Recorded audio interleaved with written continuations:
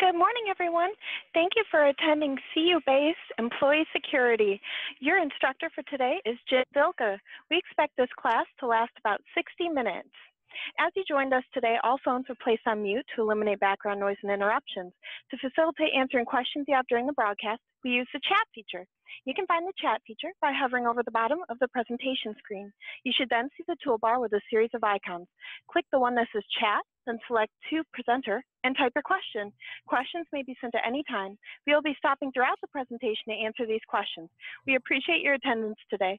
With that, I'll turn it over to Jim to get started. Enjoy the presentation. Good morning, everybody. I'm not necessarily certain the class will take a full 60 minutes, but I do want to get into all the different nuances of employee security, primarily as it relates to has the NAV changed. We've got many participants today. As a matter of fact, we've got participants from all three QSOs, actually 4 QSOs represented today on today's educational session. It is being recorded. I'm not necessarily certain that it will pass quality control. Sometimes they do, sometimes they don't. But if it does pass quality control, we will post the class on the CUTV website once it does, and simply go out to the CUTV and you can download it or review it streaming. I wanted to get started today using much of the PowerPoint that we used during the new NAV session in the early spring.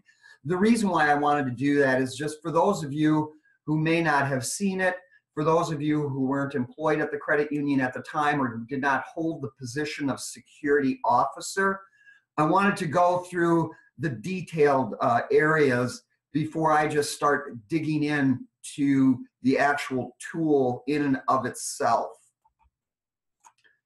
So with that said, for those of you who were security officers prior to, we did not need to have any of you being the cheerleaders. You were there.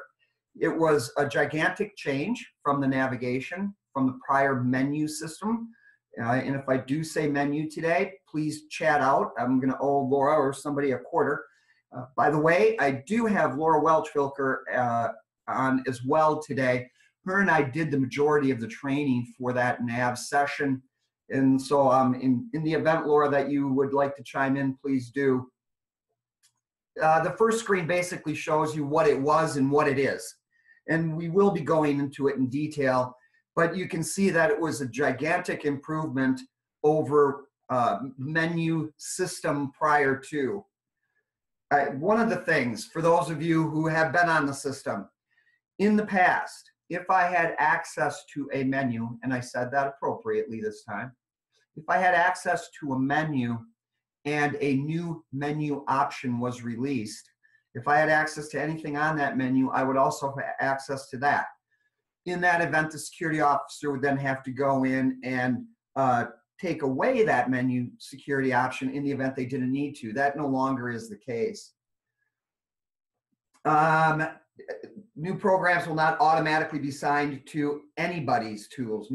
There is a new category, and for those of you who did not use that on our last release, I'm going to show you how to use it today, because it is very important after each release that the security officer go in when assigning new tools. There's a category called new. You click on that and then you can say assign these employees. It's very slick. We've gone to a new dashboard with sorting capabilities. There is no cryptic numbers or columns of yes and no's. Those are all gone. And I think for those of you who have been on the system for a while, you've appreciated that. You can search for employees by name. You can jump to any ID on the list. You can sort your list any way you want it. And I'll show you how to do that here in just a minute. You can assign a tool to a single employee, or you can assign many employees to a single tool. The control functionality that you have on other select criteria on the system was also put into this as well. We did add additional fields to the employees' profiles. So you now can record the start date, email address, the NMLSR number, and that's for the SAFE Act. And for those of you who weren't familiar with this, that won't automatically show up on loan note and disclosures and things like that. But in the future, if you were having that form updated, I would encourage you to try to remember that, to say, oh yeah, we can add that now because it is an element of the system under my employee type. For security officers and auditors, we've streamlined all the tool sets. We can sort by at the column. You can search for a name. Excuse me if I'm not paying attention to the camera. I've got a bigger monitor because of my eyes that I'm looking at. You can jump to an ID. Comments are displayed right on the screen. Comments then, as you can see right now, we're recommending as a best practice that that is where you would end the end date of the employment of the employee or staff member. The reason why there's asterisks in before and at the end of that end date is that when you sort, you can sort by comments, and it will take all the prior employees off the screen, leaving you just active employees to work with. Obviously, the start date is a new feature. We can record this, and then you can actually sort by that. How long has the employee been here? Team. It was formerly called job category. Now it's called the team identifier. For those of you who are using Teams, and I know many of you on this web conference today are using Teams, you can still, all that feature functionality is still in the system as far as copying a Teams tools to many employees. All of that is still there. New to the system, we now have job classifications, approximately 15. Those job classifications were designed so if you assigned a classification to a teller and they were on the main menu, the master menu now that we would call it, they could click on recommended tools to actually determine, and a security officer then could see, well, what does AuditLink recommend that specific position have versus what you as a security officer have given them. For both sides, they may need more feature functionality, or you may say, well, yeah, but all of these menu options aren't on there. I wonder why. Well, let's call AuditLink and find out why. We take calls like that related to security all the time. Maybe it's a segmentation of duty issue. Maybe it's a higher risk tool in our opinion, but I would encourage you to start utilizing them if you haven't. You can jump quickly to any ID and it comes to the top of the list. Right here, you can go into the employee profile. And now you're seeing all the additional data elements that we've put in as far as email addresses, comments. Again, job classification is there, NMLSR number.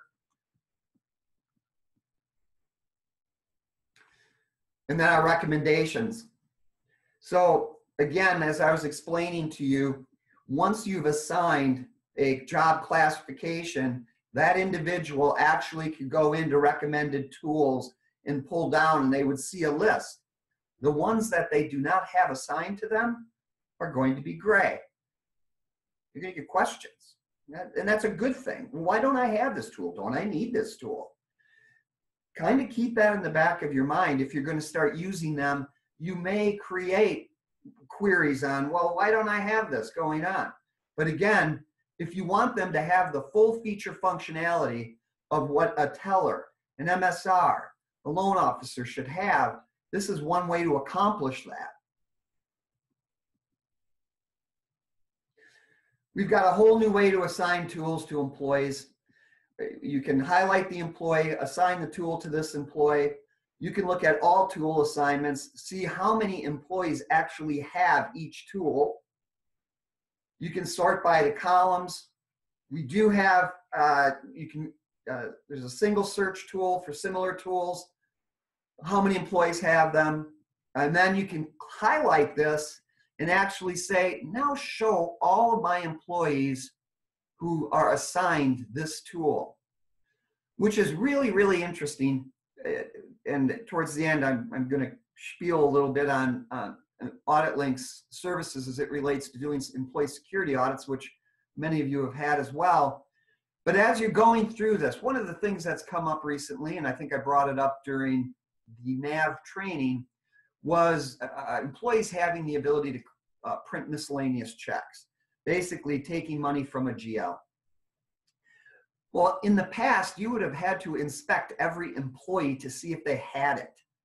Now you can say, okay, how many employees have full account adjustment? Do they really need it? How many employees have those higher risk tools to go in, maybe change a member's account, do update or higher functionality on the file maintenance side of the equation. But it gives security officers the capability to drill down very, very quickly to determine who has access to those specific tools. The reports are 100 times better. I'm highlighting my mouse. For those of you who remember having to print this report for auditors with a yes or no, or what does the blank mean, that's gone. Now the reports actually show the individual, the 2-digit ID, everything else. And I am going to go into the reports because I probably get more questions as it relates to, well, how do I determine who's changing a specific employee's tool set? And it surprises me that I do get those questions, but in the NAV, it's found on the lower left-hand corner, and so I'm going to get into that a little bit as well. Auto security. I was surprised. Auto security is now on or off for all employees. We expected to get a little kickback on that. We didn't. We really didn't. But I think what we did see is the majority of our credit unions just saying, let's go to auto security, which was, I believe, the appropriate thing to do. I know there was a lot of angst about, well, yeah, but that PC never gets locked and the screen is up all the time and you've got multiple people using that PC. None of that has really come to fruition as far as the fears. I think most credit unions, or if you haven't and just want to talk to somebody about, you know, we didn't turn it on because we did have these fears. My extension is 167, Marcia's extension 380. Please feel free to give us a call. We do have a kitchen page. I wanted to make sure that you were all aware of it.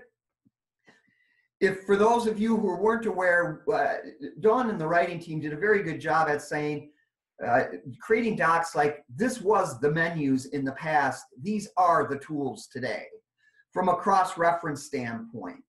There's quick tours about it. There's video on it. There's a lot of things as it relates to menu security. And if you haven't gone to the kitchen page to do a little poking around as a security officer, I'd go there. I'd go there too in the event that you're assigning new security officers. There is so much information on it from a training perspective that I would really start there as well. Finally, you might find this to be a silly question, but I assume everybody on this, and there's 30 of you, 25 of you right now, I assume everybody on this today is a security officer. It's surprising to me when I'm in the field to say, well, how many people actually are security officers? And I kind of get that deer in the headlights look at times and go, no, how many people have the capability to go into the menu option to change tool assignments for employees? I think that's important for everybody to know. And have they been appointed by, are they a security officer? To see you answers, no, they're the security officers. Things like that, just start there. My goal today when I get done is to pass on some knowledge that Marcia and the AuditLink team and I find in the field, some of the little nuances of the system that we've uncovered during our security reviews. And hopefully you take away maybe 5 to 6 things that you all can do to make the profiles of your employees more robust where they need to be more robust, maybe a little least robust where segmentation of duty needs to take place, and maybe just little things that you can take away to say, oh, it did make it a lot easier. Finally, I told you I was going to throw a little spiel in. Marcia and I do about 1 security audit a month for credit unions. Basically what that means is we come in, we don't come in unless you're in Grand Rapids. or surrounding areas. But even then, we don't need to do it. Generally, it's a web conference. But we will literally go through and inspect all of your security settings, primarily for identification of elevated risks due to non-segregation of duty, to give a training session on how to use the system. What do you do when an employee leaves? And we're going to talk about that today as well. What's the appropriate things to do as it relates to changing the profiles and things like that. A lot of credit unions have opted in for that. It kind of drew a line in the sand and then said, okay, moving forward from here, we will do things a little differently. With that said, I'm going to change my share now to go to the gold session. Questions so far?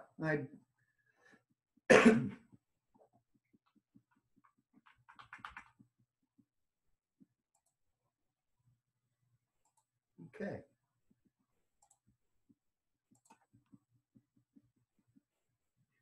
Laura, is the gold session up? Yes, it looks good. Thank you. Anything else that you wanted to interject as it related to the new nav, Laura, that I didn't cover? You know, not yet, Jim. There may be when you go into the tool, but as far as the overview of the PowerPoint, no, you did a great job. Thank you. Shortcuts, many, many, many, many more shortcuts. And I use them all the time. And if you have any ideas for shortcuts in the future, please reach out to Laura or her team to say, you know, it would really be nice if when I wanted to use this tool, I could just type in this. I type in security. That's, as a matter of fact, to be honest, I don't know the tool number as it relates to security. I could have searched on it, but in this case, I just always start with the shortcut. As we were talking about, the IDs, everything on here now is sortable by column, from names to job classifications. Okay, job classifications. Let's take this away. It says teller yes, but job classification is blank. Mini project for security officers. Let's go in and add job classifications to everybody that's out there.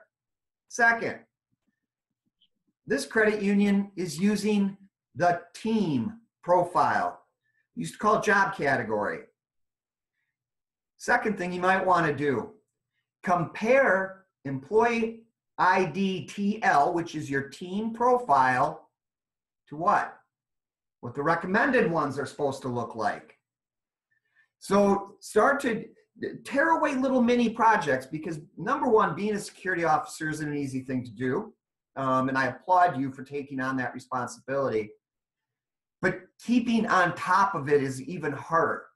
You know, do you do your annual reviews? Are you updating everybody appropriately? Do you have a process in place to update the now team individuals? But take that away and say, you know, that might not be it's not a big project. Maybe an hour, maybe two. Take it away to say, I am going to compare what I've done in the past to what AuditLink has recommended in the future. Number one. Number two, understand everybody that has teller line authority. Teller yes or no.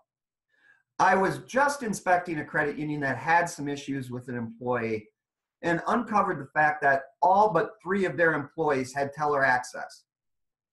Absolutely no idea why.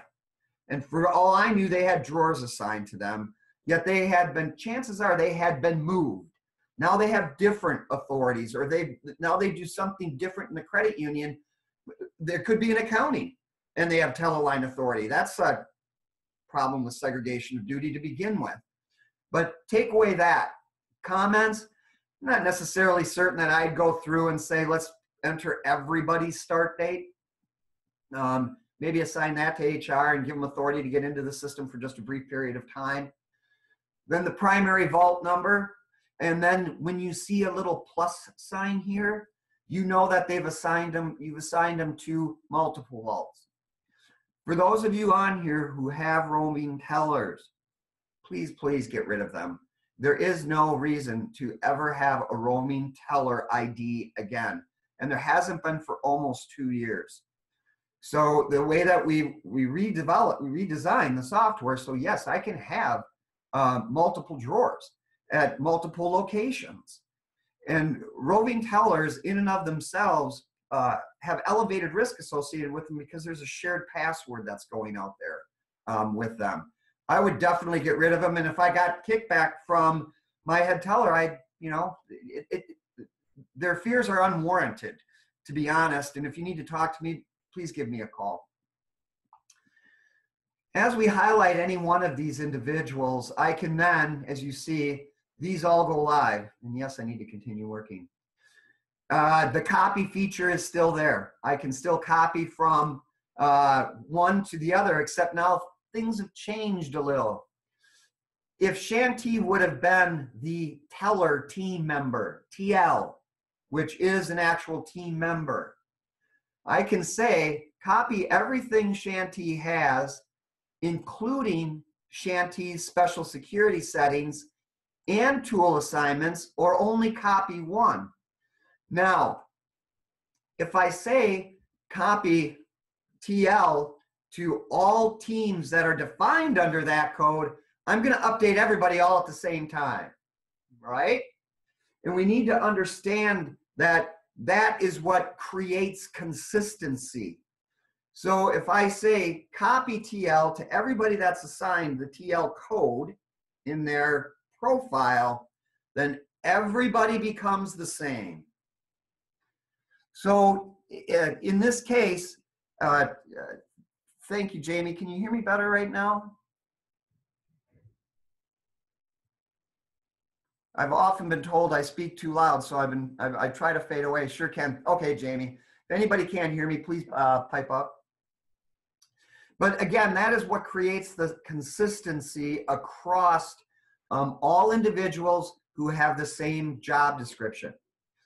Now, if you're going to start that project and actually say, yeah, it's time to start using team assignments, be prepared when you start doing that to have individuals be contacting you. Warn your staff that it's happening, and don't take vacation. Don't do it on a Friday when you have Saturday tellers. You know, don't do it prior to a holiday. All the rest of that kind of you should take that into consideration. The other thing is I could view the profile of Shanti. You're going to see all the additional fields. We don't need to really go into there. I did want to talk about account security. If Laura, I would say if we get one big call as it relates to security on the system, in AuditLink's world, it revolves around account security. Is that pretty much the way it is in your team's world as well? It is. And there's a lot of reasons for that. Some credit unions have not had a consistent process as it relates to account security.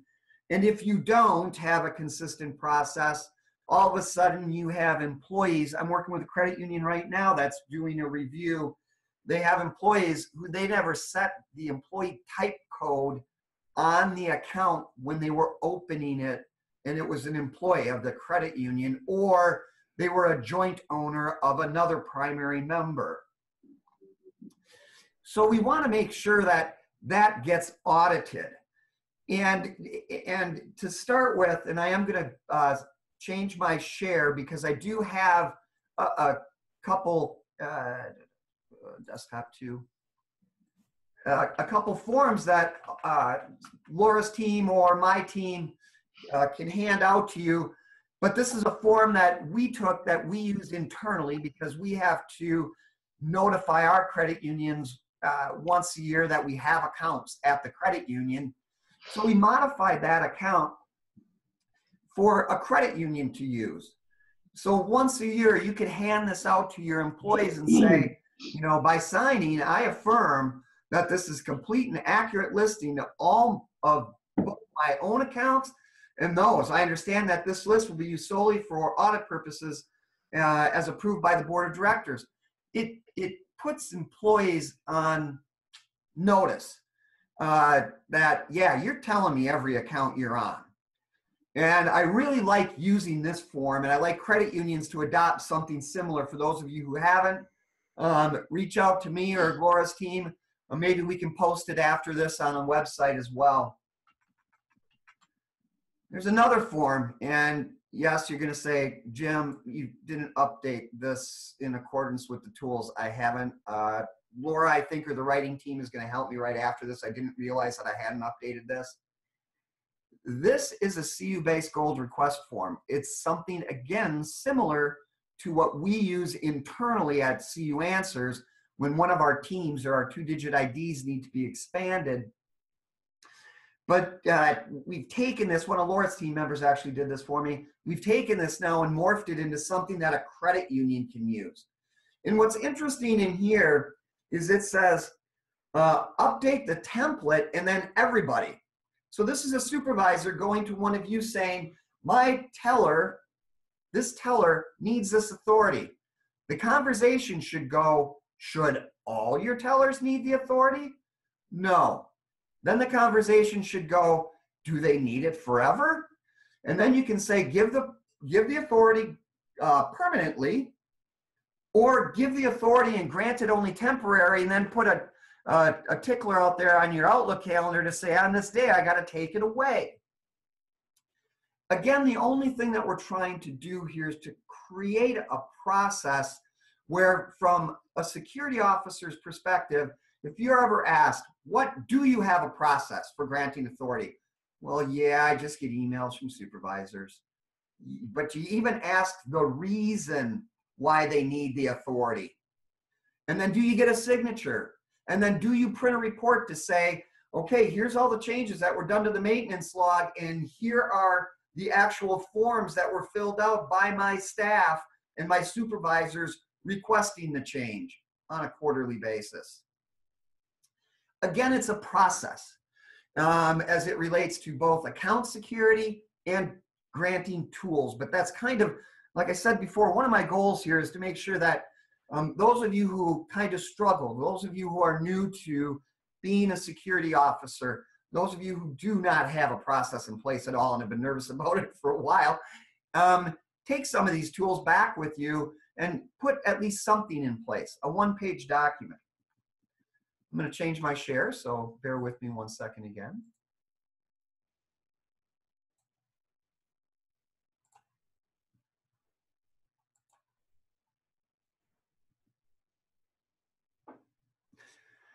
Back to the gold screen. I'm now going to go to, again, I can assign a tool to this employee right here. And what I would do is I would go directly into all tools. The beauty for, and this is one of the biggest things that I thought came out in the new nav, security officers frequently are IT related. That's the department that they're in, and that is normal.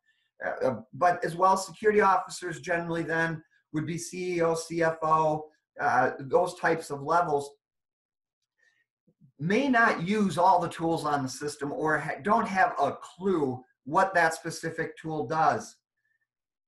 About this tool is, now this has always been here, it hasn't been very apparent on the system from a security officer perspective, but I would encourage you to use this. You need to understand what this tool does. And we've now gone in and said, okay, let's explain it, at least so when somebody asks you to grant the authority to this tool, you can go, okay, well, I'm going to grant the authority, but I don't have a clue what it does. First thing you should do is go here and at least understand it, the category that it resides in, and the types. Backing up. If I want to go to all tool assignments, for those of you who didn't do this after the last release, categories, new tools, enter.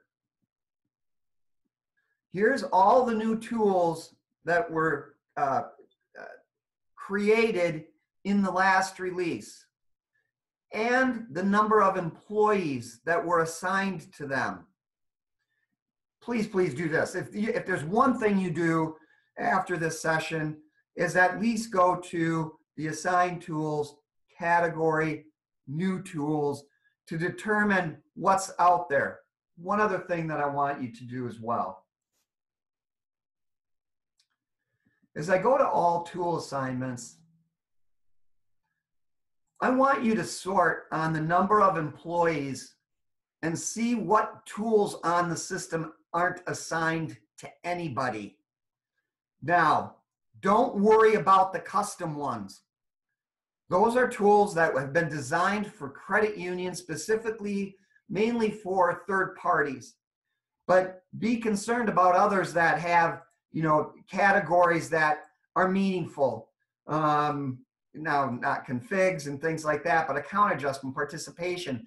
So as you start to see the categories start to fill out, that's when you really want to start taking a look. Now, do one more thing for me.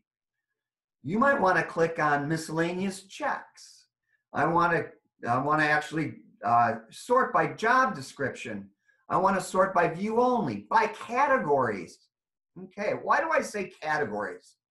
Well, I want to know, number one, who has the capability to get into the configuration menus? Bar none, that I would start right there. And when we do security audits, we frequently start here as well. Who can change how the system operates? Do you even know who those people are? If I highlight on any one of these, I can say show assigned employees. And it's going to give me a list of all the employees that are in there. From there, I can say, no, this individual doesn't need it. This individual doesn't need it. I can take away, I can give back to. So again, we have given security officers so many tools to keep the security profiles fresh, relevant, at a level where you feel comfortable. But until you start to dig in and start to use some of these sort criteria and everything else, you won't get to the bottom of it. I did talk a little bit about maintenance as well, and I want to go into view maintenance. So maintenance to account security, maintenance to tool security, maintenance to special security. And I do need to back up because we do need to talk a little bit about special security as well. This is what I was talking to you about. If you have individuals who have the rights to change the tool sets on employees, and you do have some type of formal system. Our larger credit unions, many of them have a internal ticketing system that they use. But who's auditing that? So you would go in and you would say, okay, I want to keep all this, and I want to look at the date range from the last time I did the audit. So let's say I do a quarterly. At the end of December, today I would be doing October 1st through the end of December. Pulling out the form saying, okay, everything looks good. Did I miss anybody that I was supposed to maybe go in and take the tool back away from? So this is the auditing tool set that you would actually use. And the way that I got there is from that the main security menu, I just said view maintenance. One other option on this that I don't think a lot of credit unions even know about. I'm not sure every security officer on here actually understands that you determine the length of the individual's 2-digit ID or password on the system. You make that determination.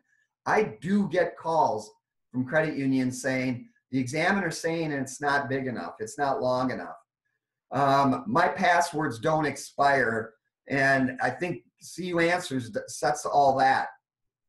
Also, this is where you're going to click on the button to allow or not to allow auto security in case you're not allowing it today. So I think a lot of credit unions were under the understanding that we set that for you. We don't. I did say I wanted to go a little bit into special security. If you were going to do an audit of individuals independently, the first thing you would do is inspect their profiles to make sure that their profiles are up to date. The second thing that you would do then is go into special security to determine what processes they have that you've granted them. Obviously, in my world, one of the first things that I look at is, they have file maintenance tier 2. Now, don't get confused. Don't say, oh, I don't understand the difference. because if you go to the help doc down below on here to learn about this, the help doc actually lists those individual or what file maintenance 1 allows you to alter at the field level and what file maintenance tier 2 allows you to alter at the field level. I'm a gigantic proponent that everybody doesn't need file maintenance tier 2. It clogs up the file maintenance. They're changing next payment due dates. They can change interest rates. It's such a higher level. What I always tell people to take away is file maintenance tier 1 is static information generally that they're updating, addresses and things like that. File maintenance tier 2 is information that the system needs to transform the data, to set the next payment due dates. The system uses it programmatically at end of day. Think of it that way. Again, I'm a gigantic proponent. Unposting journal entries, again, 2 people in a credit union. You wouldn't think open and closing accounts is a big deal. Yeah, it kind of is a big deal. People that work dormancy, should they have the capability to close an account? I don't know. Where's your segregation of duty in that case? They take the money, they close the account, they stop the statement from occurring. Things like that. You need to think about that as you're going through and evaluating special security. Those of you who have not looked into use app check for the loan side of the equation, basically what that's saying is as they're entering a loan, are you checking what you're saying is required fields and not required fields? Take a look at that. A lot of credit unions miss that, and that is in our release doc. And if you need to know which release that is, please reach out to us and we can go through that as well. I know there's training sessions from the lender VP side on that too. Let's talk a little bit about when an employee leaves the credit union. The first thing to remember is never remove them, at least for the length of time of an audit or exam cycle. Removing them removes all the rights that they had on the platform as well when that occurred. If you are ever to investigate employee dishonesty on an employee that is gone and you removed them completely from the system, you have no way of knowing where to start your forensics. You have to assume they had everything. So now I got to check the general ledger side, the loan side, the teller side, the investment side for all intents and purposes. So again, never remove them. My recommendation to you, number 1, we're going to go in and update the profile. Okay? In this case, we're going to scramble the password. And I'm not sure I'm in view mode only here. I'm going to scramble the password, and then I'm going to remove the team they were associated with. Why would I do that? Because if I'm truly using Teams, I would go in and if I would ever update everybody associated with that team after that employee left, you're going to update their profile as well. You want to leave them as they were on the date that they left. You would also then go through and you would update the comments for the asterisk, and date that they left the employment. So if you just follow those general rules, scramble the password, remove the team assignment, update the comments, you can remove them from vaults if you want. It really doesn't matter. You're going to take their drawer away anyways. They're not going to have a drawer if they were a teller. So, and then you're going to go back and you're going to save it. And that employee then, the name is still out there, but they have absolutely no access rights to the system. So I do know some team members, and I do believe we have documented that. Alicia documented it during our last release on what the appropriate methodology is, but that's the way that you would go about it. Now, then you make a decision after the exam and audit cycle whether you want to remove them or not. If you do remove them off system, you should keep at least a spreadsheet of something of what their 2-digit ID, their name, the date that they were terminated, because you may use that ID in the future, which you can. You can always use that ID or reuse that ID in the future, but you need to have some type of understanding of what the past looked like. For those of you who ever wanted to know what data center employees are, data center employees are those that are doing work for you, that are serving you, us, QSO, Extend, those types of organizations. You can take a look at what data center employees are out there as well.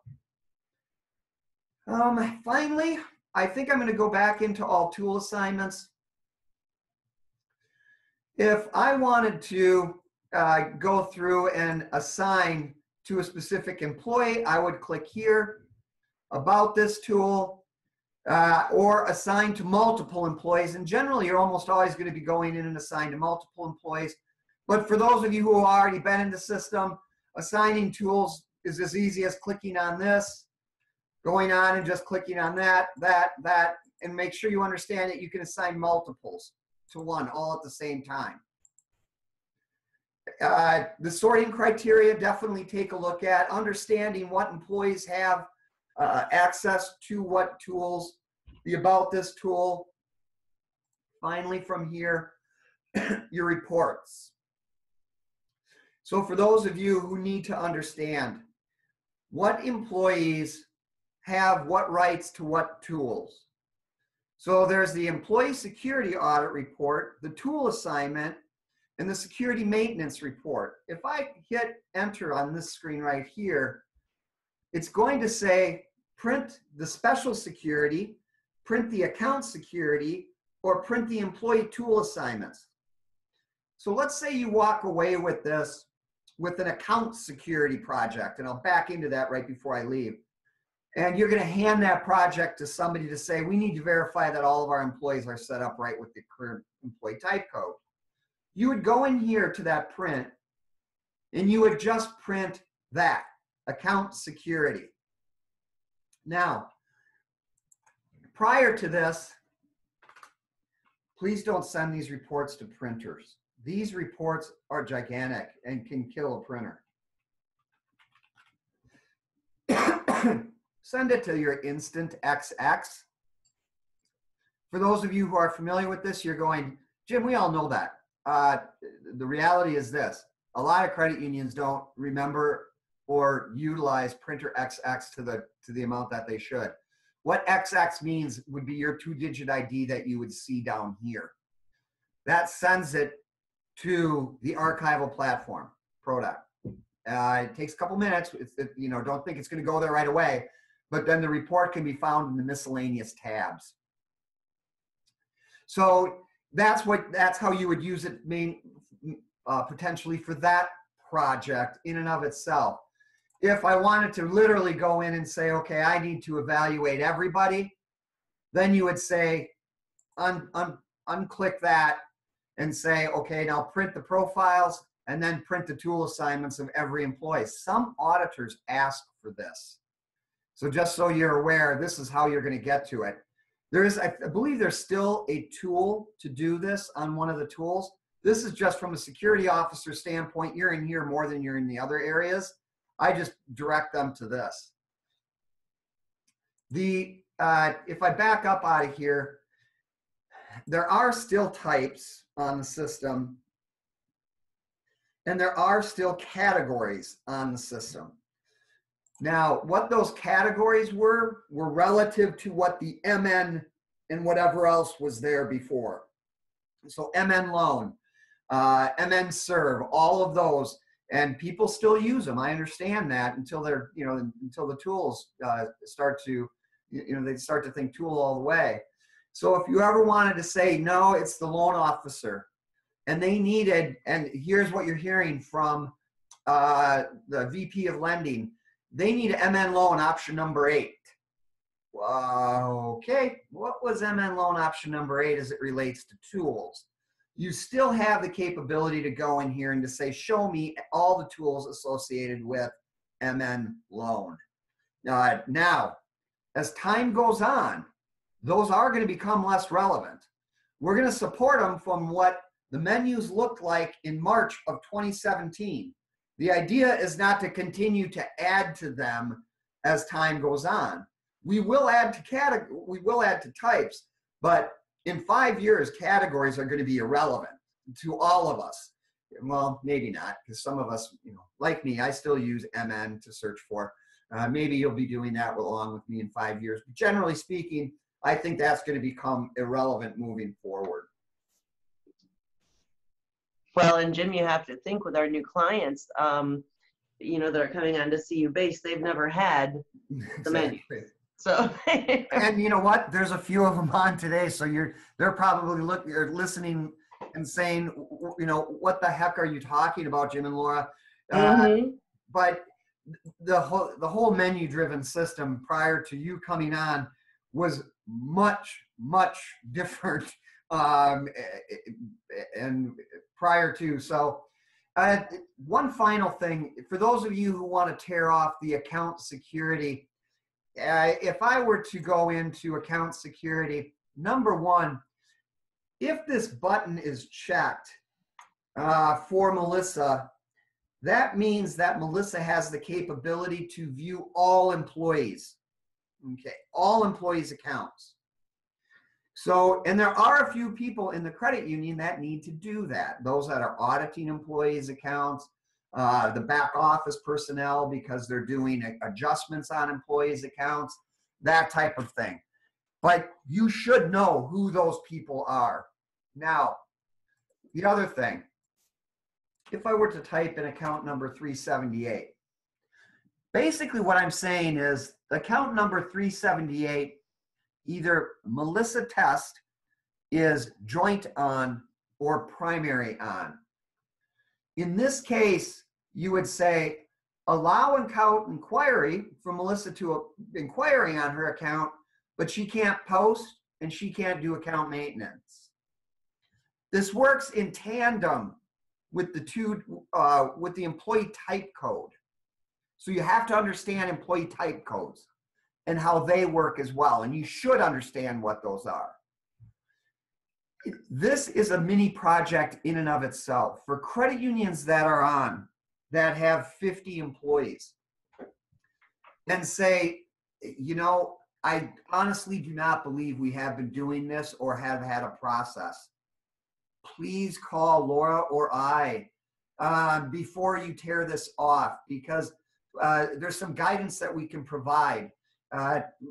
Programmatically, we can wipe out this file so you don't have to go in and update every one of these one by one by one. So if you're going to tear that project off, and if you haven't or do not feel confident, I would strongly encourage you to do that in 2018 as a security officer. Let us know. Give Marcia, myself, give Laura a call. There's tricks and tips here. Also, for those of you who have been on the system for 10 years and are familiar with it, you'll recall in the past that what credit unions did is add all the other employee accounts to each employee ID and say, do not allow inquiry, but allow account maintenance and posting. Backwards. So if that is the case with you and you go in and you see this, it is backwards, and you do need to reach out to us, because maintaining that, you have to add 100 accounts to every employee that's out there. It's not feasible moving forward. So if you're seeing that and you're not seeing this when you're going in, let us know and let us help you at least get through it. It's not a monumental project. Don't think this is going to take months of your life.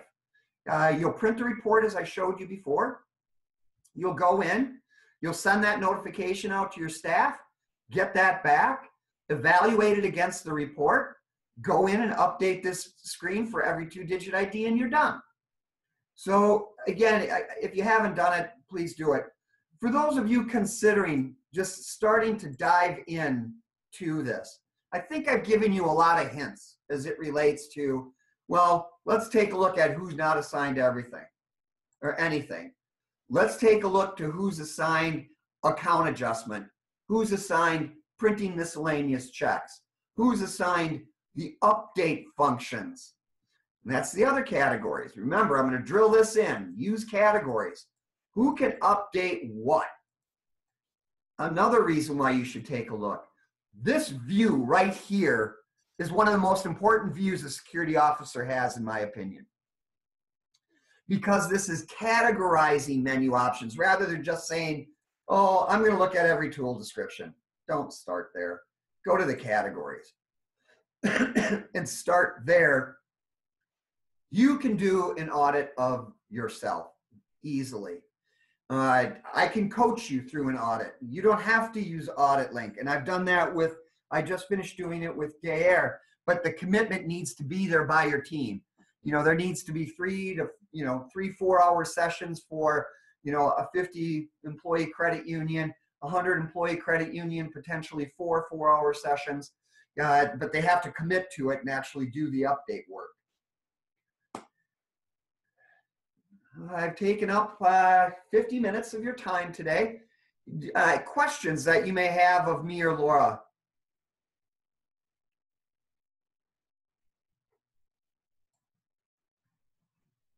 I know we do have some CU South clients. We have some CU by Design people.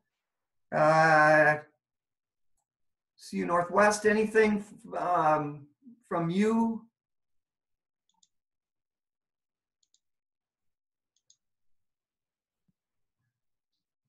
Well, how about, did you find a helpful? Are you going to take away any projects?